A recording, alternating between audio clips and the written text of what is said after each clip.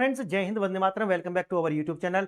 Friends, अभी हाल फिलहाल में कुछ इस तरीका के न्यूज आर्टिकल्स आपने देखे होंगे कि आरएसएस और रॉ, यानी कि आरएसएस और रॉ दोनों को जो है बैन करने की बात जो है वो अमेरिका के द्वारा की जाती है। लेकिन क्या वास्तव में इसको बैन किया जा सकता है, आज एक तो ये देखने वाले हैं, और ऐसा जो रिकमेंडेशन है वो किया किसने है, एक ये भी हम देखने वाले हैं। देखिए, एक संस्था है, अनुग है अमेरिका का, जिसका नाम है यूएससीआईआरएफ, यानी कि United states commission on international religious freedom. ये जो संस्था है ये अमेरिका की गवर्नमेंट की संस्था है और ये जो है हर साल कुछ रिकमेंडेशंस देते हैं। अब ये जो संस्था है, ऐसा नहीं है किसी अंतर यूनाइटेड स्टेट की कोई संस्था है, नहीं, ये अमेरिका की अपनी संस्था है, उनके देश की संस्था है, और पूरी दुनिया में जो है जिस देश को इन्हें टारगेट करना होता है उस देश के नाम पर जो है ये एक रिपोर्ट बना करके गवर्नमेंट को रिकमेंडेशन करते हैं।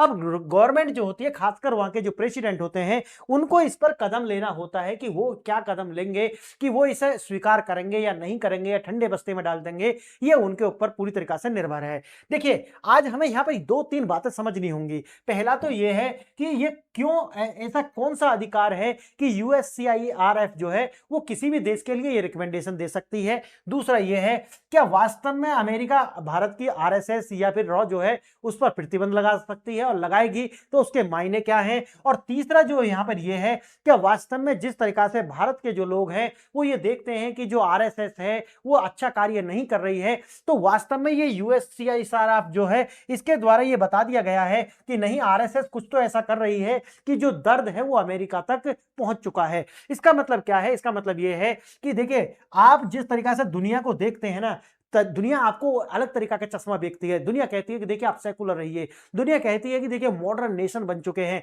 लेकिन आज भी पूरी तरीका से आप क्रिश्चियनिटी को देखोगे या इस्लाम को देखोगे तो आज भी वो यही है कि हमको जो दुनिया है उसको अपने मजहब में जो है कन्वर्ट करना है। उसी के बाद में क्या आएगा, यानी कि डी डे आएगा, यानी कि अंतिम दिन आएगा, और वो जो दिन आएगा उसके बाद में जितने भी मरे हुए मुर्दे हैं उनको उठाया जाएगा और कहा जाएगा कि जन्नत जाओगे या फिर जहन्नुम, यानी कि कर्मों के आधार पर उनको जो है जन्नत और जहन्नुम जो है भेजा जाएगा।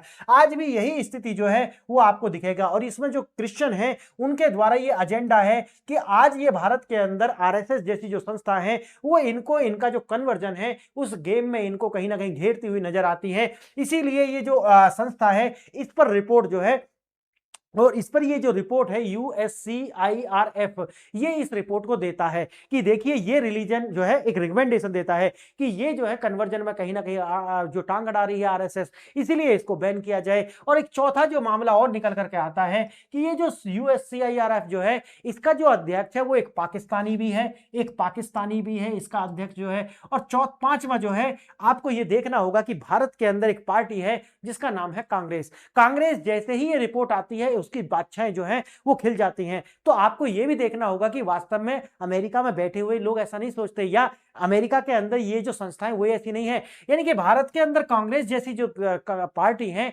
वो भी यही सोचती हैं, कर कुछ नहीं पाती जैसा वो नहीं कर पाते। अब देखिए क्या क्या है इसके मायने। पहला मायने समझिए, पहली बात तो ये है कि ये जो किसी भी तरीका की कोई भी देश की, अब भारत की भी कोई संस्था जो है उठ करके कल कह देगी कि देखिए अमेरिका का ये जो कोई भी संस्था है इसको आप बैन कर दीजिए, बात खत्म हो गया, कह दिया उन्होंने।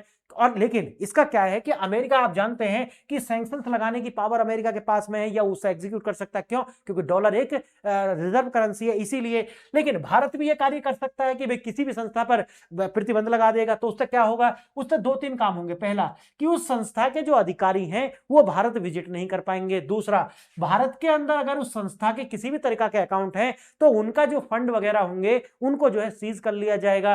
तीसरा, उनका, यानी कि जो संस्था है उनके जो कार्यकर्ता हैं उनको भारत में प्रचार प्रसार, यानी कि जो वो कार्य करते होंगे उन पर पूरी तरह से प्रतिबंध लगा दिया जाएगा। तो भारत भी कार्य कर सकता है, लेकिन यही कार्य जो है वो अमेरिका कर सकता है, यानी कि रॉ और आरएसएस जो है इनके जो अधिकारी हैं, इनके जो मेंबर्स हैं, उनका अमेरिका में विजिट करने पर प्रतिबंध लगा सकता है, इनकी जो असेट्स हैं उनको वहां फ्रीज कर सकता है। इस तरीका के जो कार्य हैं वो अमेरिका इसके द्वारा कर सकता है। लेकिन मैंने जैसा कि बताया कि ये सिर्फ रिकमेंडेशन हैं, इनको स्वीकार करे या नहीं करे ये पूरी तरीका से राष्ट्रपति के ऊपर निर्भर है। अब बात कहोगे कि भैया अमेरिका के जो राष्ट्रपति डोनाल्ड ट्रंप है, उनको तो भारत से बहुत बड़ी परेशानी है, तो क्या वो कर सकते हैं? देखिए, इसके बदले वो इसे स्वीकार नहीं करेंगे, लेकिन इसके बदले में वो भारत सरकार से बहुत कुछ जो है वो डिमांड कर सकते हैं कि आप हमारे लिए जो है ये कुछ छूट दीजिए, या हमारे साथ इस तरह का जो व्यापार हो वहां पर हमारे लिए अपर हैंड होना चाहिए।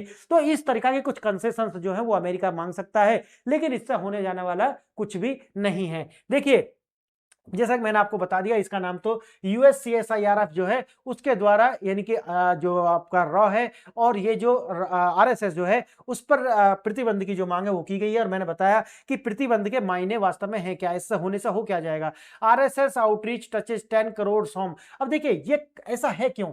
कारण ये है क्योंकि बंगाल के अंदर आप जानते हैं कि इलेक्शन है, और आप ये भी जानते होंगे कि बंगाल हो गया या आप आम आदमी पार्टी हो गया, इनके जो है सिंपैथाइजर्स जो है वो अमेरिका के अंदर बैठे हुए हैं। यानी कि वो ये नहीं चाहते कि कोई भी ऐसी सरकार है जो है सत्ता में आए जो अमेरिका या फिर उनके जो एजेंडा है उसको किसी तरीका से हैम्पर करे। इसीलिए आप देखोगे कि जिस तरीका से आरएसएस कार्य कर रही है, अब मुझे लगता है कि जब से ये रिकमेंडेशन आई है कि भारत के जो राष्ट्रवादी लोग हैं उनको ज्यादा से ज्यादा जो है अब आरएसएस के ऊपर जिस तरीका से डाउट हो रहा था, अब वो डाउट जो है खत्म हो चुका है। और मुझे लगता है कि अब इनको जो है अमेरिका यानी कि जो आरएसएस है उसके साथ राष्ट्रवादियों का जो जुड़ाव है अब वो आपको और भी ज्यादा होता हुआ दिखाई पड़ेगा। कारण क्या है? कारण यह है कि जो हम सोच रहे थे कि यार आरएसएस वास्तव में कोई कार्य कर भी रही है या नहीं कर रही है, तो अमेरिका ने यह बता दिया है कि नहीं, ये कुछ तो ऐसा कर रहे हैं कि जो भारत के लिए अच्छा है।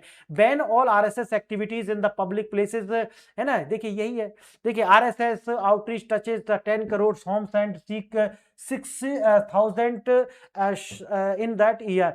यानी कि सोचिए, इतनी शाखा लगाई हुई है, 6,000 शाखा लगाई हुई है। तो देखिए, काम तो ये कर रहे हैं, तो इससे जो है अमेरिका को तो क्या फायदा होगा, लेकिन भारत के जो राष्ट्रवादी हैं उनको जरूर फायदा हो जाएगा। लेकिन अमेरिका के पास में किसी तरीका की ऐसी कोई पावर नहीं है कि इन्हें लगाने के बाद में या इनका जो कार्य है उसको किसी तरीका से रोक सकता है। तो अब अमेरिका के हाथ से वो ताकत जा चुकी है। तो इसके लिए आपको किसी को भी अगर कोई चिंता कर रहा हो कि भाई हो क्या जाएगा, तो कुछ भी नहीं होगा। इस समय वो आती है रिपोर्ट, अमेरिका के राष्ट्रपति इसे स्वीकार नहीं करेंगे, और पहले भी कितनी रिपोर्ट आती रही है, इससे कुछ नहीं होता। फ्रेंड्स, आप अपनी प्रतिक्रिया दीजिए। आपका वीडियो देखा इसके लिए धन्यवाद।